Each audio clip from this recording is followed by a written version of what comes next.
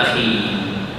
اے اللہ مجھے معاف کر دے، میرے بھائی کو معاف کر دے۔ اللہ نے بسملایا ربنا اغفر لنا ولاخواننا الذین سبقونا بالایمان، اے اللہ ہمیں معاف کر دے، اور صرف ہمیں نہیں، ہمارے جو بھائی جو ہم سے پہلے ایمان لا کر چلے گئے دنیا سے، کون ہے اس میں؟ صحابہ بھی ہیں، ائمہ بھی ہیں،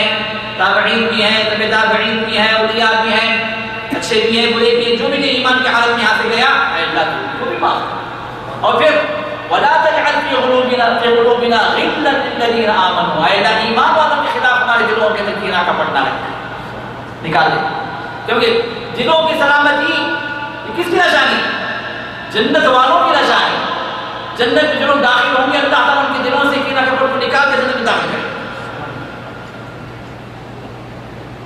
تو دنیا ہی کے اندر اللہ نے دعا سکھلائی جنت والوں کی صفت اختیار کرو تاکہ تم جنت والے بن جاؤ،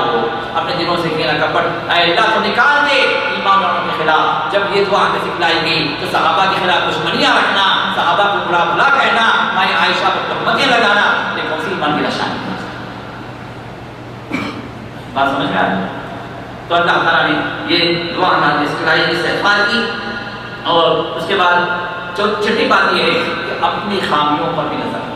آپ دوسرے کی خامی کو ڈھونڈ رہے ہیں، دوسرے سے اختلاف کر رہے ہیں، اپنی بات دوسرے منوانے کی کوشش کر رہے ہیں، جو چیز آپ کے اندر ہے وہ چیز بھی ذرا آپ نظر پر رکھیں۔ عام طور پر جو مثل مشہور ہے کہ جب آپ جو ہے ایک انگلی دوسرے کو بتلاتے ہیں تو کتنی انگلیاں آپ کو بتلا رہی ہیں؟ 3 انگلیاں آپ کو بتلا رہی ہیں، یہ 3 انگلیاں آپ کی طرف اشارہ کر رہی ہیں، مطلب سامنے والے سے زیادہ آپ اپنے اوپر نظر کریں تاکہ سامنے والے کی خامی سے زیادہ آپ کی اپنی خامی آپ کو سمجھ میں آئے۔ اور یہ بھی ہے کہ آپ دوسرے کو تنقید کر رہے ہیں تو وہیں پر یہ بات بھی ہے کہ دوسرا اگر آپ پر تنقید کر رہا ہے تو اس کو برداشت کرنے کی آپ کے اندر سکت ہو۔ بہت سارے لوگ دوسروں پر انگلیاں کرتے ہیں، یہ ایسا ہے، وہ ایسا، وہ ایسا، وہ اختلافات پھیلاتے جاتے ہیں، لیکن بات جب ان کے اوپر آتی ہے تو فرق ہوتی ہے، وہاں پر برداشت کی ان کے اندر ہمت نہیں ہوتی۔ تو لہٰذا ایسے لوگ اختلاف نہ کریں، ایسے لوگ دوسروں کو تنقید نہ کریں جو خود جو ہے اپنے معاملے کو برداشت کرنے تیار نہ ہو۔ اور نمبر 7، جب آپ کسی کے ساتھ کوئی اختلاف کریں تو آپ کا اسلوب بہتر ہو، آپ کا اسلوب بہتر ہو، کلمات اچھے ہوں، ناصحانہ انداز ہو، اور اسلوب کے اندر نرمی ہو، کیونکہ اللہ تعالیٰ نے جو غیر مسلم ہے، مسلمان جو غیر مسلم ہے ان کے ساتھ جو مجادلے کا اللہ تعالیٰ نے طریقہ سکھلایا، وَلَا تُجَادِلُوا مَعَ أَهْلِ الْكِتَابِ إِلَّا بِالَّتِي هِيَ أَحْسَنُ، کہ اہل کتاب کے ساتھ اگر تم جو ہے مناقشہ کرو، مباحثہ کرو، بحث و جدال اگر ہو تو طریقہ تمہارا بہتر ہو۔ جو مسلمان نہیں ان کے ساتھ بھی اللہ نے فرمایا کہ نرمی والا معاملہ بہترین اصول اختیار ہوگا۔ جب آپ مسلمان سے اختلاف کر رہے ہیں تو پھر اور زیادہ اس معاملے کو آپ کو دیکھنا چاہیے۔ نمبر 8، اختلاف میں میرے دوستوں برائے اختلاف مخالفت نہ بنے، جھگڑے کی شکل اختیار نہ کریں۔ اگر اختلاف اگر بڑھ رہا ہے تو پھر وہاں سے ہٹ جائیں، انتخاب کر لیں، اپنے آپ کو وہاں سے ہٹا لیں۔ وَإِذَا خَاطَبَهُمُ الْجَاهِلُونَ قَالُوا سَلَامًا، جب جہالت پر بندہ اتر آتا ہے، بات کو سمجھنے تیار نہیں ہے، تب آپ کو ضروری نہیں کہ آپ زبردستی سے اپنی بات کو پہنچے، آپ نے اپنی بات کو تک پہنچا دیا، وہاں سلامتی کے ساتھ آپ ہٹ جائیں۔ نمبر 9، اختلاف کا دائرہ جو محدود ہو۔ اختلاف کسی معاملے کے اندر، اب اس اختلاف کو آپ رکھ کر وہ رشتہ ہی کاٹ دیں۔ آپ میری بات نہیں مانتے، میں زیادہ نہیں کرتا، میں تعلق نہیں رکھتا ہوں۔ کتنے لوگ ہیں جو معمولی باتوں کے اختلاف کی وجہ سے باپ بیٹے کٹ گئے، رشتے کٹ گئے، کچھ بھی نہیں ہوا، ایک رائے کے اختلاف، بھائی بھائی سے بات نہیں کرتا، ایک معاملے میں مختلف ہو گئی۔ تو اختلاف کا دائرہ اگر ہمارا محدود ہو، اس معاملے کے حد تک ہو تو پھر وہاں پر کوئی مسئلہ نہیں، وہاں پر کوئی مخالفت نہیں، صرف رائے کا اختلاف۔ اس طرح سلف صالحین کے اندر رہا، رائے کا اختلاف رہا، لیکن ان کی آپس کی محبتیں ایک دوسرے کے ساتھ بڑی رہی، ملی رہی، اور ایک دوسرے کا احترام ان کے ساتھ رہا۔ یہ ہمارے نمونہ ہے۔ اور نمبر 10 یہ ہے کہ اختلاف کرتے کرتے آپ کسی کی ذات پر حملہ نہ کریں۔ عام طور پر یہ ہوتا ہے جب اختلاف ہو جاتا ہے تو اس کی شخصیت پر گھس جاتے ہیں، اس کی ذات پر گھس جاتے ہیں، اس پر جو ہے اس کی جو ذاتی جو زندگی ہے، اس کی پرائیویٹ جو لائف ہے، اس کے اندر جب گھستے ہیں اور یہ ایسا تھا، وہ ایسا تھا، یہ پہلے وہ تھا، یہ تھا، میں سب جانتا ہوں، یہ کیا کرتا تھا، تھا والا مسئلہ کیا ہے کیا؟ جو مسئلہ آپ کے ساتھ اختلاف والا ہے اس مسئلے کی حد تک جو چیز کو رکھیں اور ذات پر حملے نہ کریں۔ نمبر 11، انذر الناس منازل محمد، اللہ صلی اللہ علیہ وسلم نے یہ تعلیم دی کہ لوگوں کی جو قدر و منزلت ہے اس کے لحاظ سے اس کے ساتھ پیش آؤ. باپ ہے تو باپ کا احترام ہے, استاد ہے تو استاد کا احترام ہے, عالم ہے تو عالم کا احترام ہے, اور جو ہے اسی طرح جو ہے کوئی جو ہے مانی ہوئی شخصیت ہے تو اس کا اپنے اپنی جگہ احترام ہے. یہ نہیں کہ سب کے ساتھ ایک ہی بھینس والا لاٹھی والا معاملہ کہ تمام کے ساتھ ایک ہی اسلوب, یہ نہیں, بلکہ جو ہے جب آپ بحث کریں گے اختلاف کریں گے تو پھر یہ اختلاف ان کے جو مناسب ہیں یا ان کی جو قدردانیاں ہیں اس کے لحاظ سے اختلاف ہو. اور نمبر 12 جو آپ کی بات ہے وہ ہے کہ اگر دین کا معاملہ ہو, کا معاملہ ہو, اگر آپ کو علم ہے تو آپ آگے بڑھیں, علم نہیں ہے تو آپ خاموشی اختیار کر لیں اور اس معاملے کو ڈائیورٹ کر دیں کس کی طرف, اہل علم ہے جو علم والے ان کی طرف کر دیں. آپ میں نہیں جانتے فلاں عالم, آپ ان سے کوئی مسئلہ ہے آپ ان سے دریافت کریں, اور جب آپ کسی عالم سے بھی آپ معاملہ دریافت کرتے ہیں تو مسئلہ یہ نہ پوچھیں کہ یہ مسئلہ کیا ہے, اس کا حکم کیا ہے, نہیں, اللہ تعالیٰ نے اس کا بھی اسلوب سکھلائیں, اس کا بھی اللہ نے ہمیں اسلوب اور طریقہ سکھلا دیا. اور طریقہ کیا ہے, فَاسْأَلُوا أَهْلَ الذِّكْرِ إِن كُنتُمْ لَا تَعْلَمُونَ بِالْبَيِّنَاتِ وَالزُّبُرِ. جب تمہیں مسئلہ نہیں معلوم ہے اہل علم سے پوچھو, جن کے پاس علم ان سے سوال کرو, علماء سے سوال کرو. لیکن کیا فرماتے ہیں علماء دین مفتیان شرع مدین اس مسئلے میں, کیا فرماتے ہیں, ان کا قول نہیں چاہیے ہمیں کیا چاہیے, بالبینات والزبر, رب کی کتاب کے اندر محمد رسول اللہ صلی اللہ علیہ وسلم کی احادیث کے اندر کیا حکم, اس کی روشنی میں چاہیے. دین جن کا ہے, جو اتھارٹی ہے ہمارے لیے, اس اتھارٹی کی آپ ہمیں دلیل دیں. آپ کی دلیل نہیں چاہیے, آپ کی بات نہیں چاہیے, ہمیں اللہ کی کتاب, اللہ کے رسول کی احادیث سے, صحیح احادیث سے اس مسئلے کی وضاحت چاہیے. اور جب ہر بندہ اللہ اس کے رسول کی بات پر نظر کرتے ہوئے اس کی روشنی میں فتویٰ مانگے, اس کی روشنی میں سوال کرے, اور بیان کرنے والا اللہ سے ڈر کر اللہ اس کے رسول کے احکامات کو ان کی کتابوں سے یا ان کی جو ہے دلیلوں سے جہاں پر بات واضح کرے تو اختلافات اپنی جگہ کم ہوتے چلے جائیں. وہاں پر مسئلہ کا اختلاف نہیں ہوگا, وہاں پر اپنی جماعت کا تعصب نہیں ہوگا, وہاں پر اپنے امام کی بات نہیں ہوگی, وہاں جو بھی ہوگی کس کی, اللہ اس کے رسول. لہٰذا ان باتوں کو سامنے رکھتے ہوئے ہم اپنے اختلافات کو جہاں تک ہو سکے دائر کم کرنے کے لیے کوشش کرتے رہیں, اور اس اختلاف سے اپنے آپ کو, اپنے گھر والوں کو, اپنے اہل عیال کو بچانے کی کوشش کریں. جو اختلاف جہنم کی راہ کی طرف جاتا ہے, جس کا میں نے شروع میں بیان کیا. اللہ تعالیٰ ہم سب کو توحید والوں میں بنائے, اللہ تعالیٰ ہم سب کو اتحاد اتفاق کی زندگی اللہ میسر فرمائے, اور جس طرح مبارک موقع پر اللہ تعالیٰ ہم سب کو جمع فرمایا ہے اپنے رحمت و کرم سے, اللہ تعالیٰ اسی طرح اس سے بہتر انداز سے جنت الفردوس میں ہم سب کو جمع فرمائے, اپنے اہلیات کے ساتھ, اپنے والدین کے ساتھ, اپنے طلباء کے ساتھ, اور اللہ تعالیٰ دنیا میں بھی خوشیاں میسر فرمائے, اور آخرت میں اللہ تعالیٰ تمام مسائل کو آسان فرما دے. اور دعوانا الحمدللہ رب العالمین.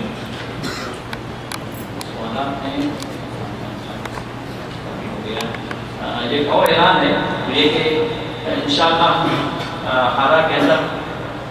10 کی کلاسز انشاءاللہ ہم شروع کر رہے ہیں بچوں کے, صبح 8 بجے سے لے کر 1 بجے تک ہارا کے اندر انشاءاللہ جگہ کی کا اعلان ہم کریں گے. جو حضرات اپنے بچوں کو تحقیق میں داخل کرنا چاہتے ہیں وہ ہمارے یہاں پر کانٹیکٹ کریں, یا پھر میرے ایک اور نمبر ہے اسلامک سے جی اس پر کانٹیکٹ کریں. انشاءاللہ تحقیق کی کلاسز جو ہے بچوں کے لیے شروع کی جاتی ہے. حفظ قرآن نہیں اسکول ٹائم 8 سے 8 سے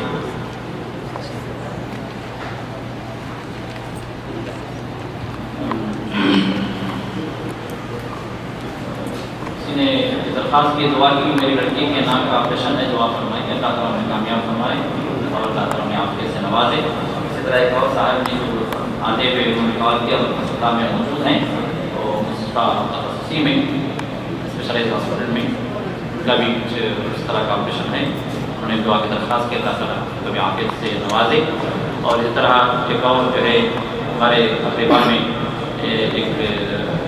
خاتون کا انتقال ہو گیا, ابھی آتے ہوئے خبر میں اللہ تعالیٰ ان کو بھی اپنے رحمت میں جگہ عطا فرمائے، ان کے لیے آگے کی مسائل کو اللہ تعالیٰ آسان بنا دی اور جنت الفردوس میں اللہ تعالیٰ ٹھکانہ نصیب فرمائے، آمین یا رب العالمین۔ سوال ہے کیا نماز پڑھتے وقت پیر بازو والوں کے پیر کو ٹچ کر کے پڑھنا درست ہے، اور کیا تحیات پڑھتے وقت جب انگلی اٹھاتے ہیں اس کو کتنی دیر تک اٹھانا صحیح ہے؟ جماعت کی نماز جو ہے جب ادا کی جائے تو سب بندی جماعت کا لازمہ ہے، رسول اللہ صلی اللہ علیہ وسلم نے اس کی تاکید، اور سب بندی کے سلسلے میں آپ نے ارشاد فرمایا کہ کندھے سے کندھا اور سانس سے سانس پر پنڈلی سے پنڈلی اور کندھے سے کندھا ملے۔ بعض لوگ پیر سے پیر ملاتے ہیں، پیر سے پیر ضرور نہیں، پیر سے پیر جب ملائیں گے تو یہ پوری اختلاف ہو جائے گا، پیر سے پیر نہیں۔ حدیث میں جو بات آتی ہے کندھے سے کندھا اور پنڈلی سے پنڈلی، تو اس میں جو پیروں کو چیرنے کا موقع نہیں ملتا،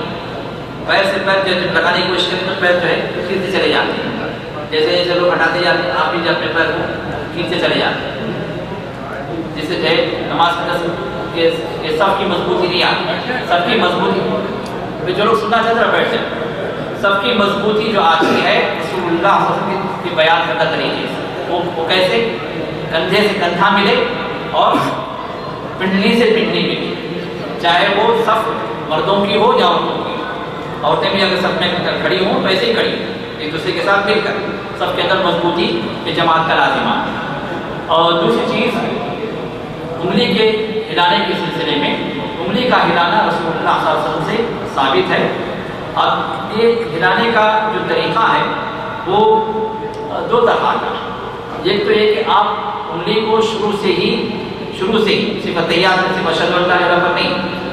شروع سے ہی آپ انگلی کو اٹھائے رکھیں، شہادت کی انگلی کو آپ اٹھا لیں، جیسے آپ بیٹھے قاعدے میں تو داہنے ہاتھ کی جو شہادت کی انگلی ہے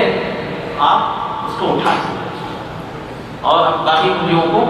مٹھی کی طرح بند کر دیں اور اس کو اٹھائے رکھیں جب تک سلام نہ کریں، ایک طریقہ۔ دوسرا طریقہ یہ ہے کہ آپ اس انگلی کو اٹھائیں اور وقتاً فوقتاً جہاں بھی اللہ کا لفظ آئے یا کہ آپ دعا کریں اللہم یا لا الہ الا اللہ یا توحید کی بات آئے یا اللہ سے کہ اللہ کو پکارنے لگے، آپ وہاں پر اس کو اشارہ کریں، یہ اللہ کی توحید اور وحدانیت کا اشارہ۔ یہ جو علماء بیان ہوا جو ذو معنی اور شعور کے ساتھ، یعنی کہ جو ہے مسلمان لوگ کیا کرتے ہیں اٹھاتے ہی جو ہے مسلسل حرکت دیتے رہتے ہیں، تو بعض علماء نے اس چیز کو درست نہیں قرار دیا، بلکہ کہا کہ یہ جو ہے توحید کا اشارہ ہے جو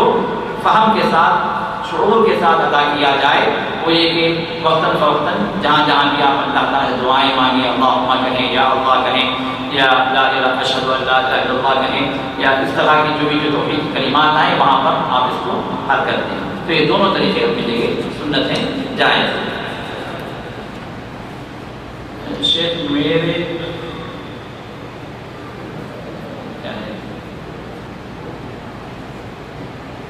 کوئی بیمار ہے، مجھے نہیں سمجھ آ رہا کون ہے، کوئی بیمار ہے، دعا کی گزارش ہے، اللہ تعالیٰ کو شفا عطا فرمائے۔ طلاق طریقہ بتائیں قرآن حدیث کی روشنی میں، پھر اس کے لیے مستقل درس چاہیے طلاق کے طریقے کے لیے، اور ہمارے کیسٹ اپلوڈ ہیں islamic-corner.com پہ، اس میں طلاق کا مکمل طریقہ اس کے اندر موجود ہے۔ ویسے طلاق جو ہے جب انسان دے تو ہمارے پاس جو ہے گولیوں کی فہرست ہوتی ہے، وہ سنت نہیں ہے کہ طلاق 3 مرتبہ 300 مرتبہ لوگ جو کہتے دیتے ہیں،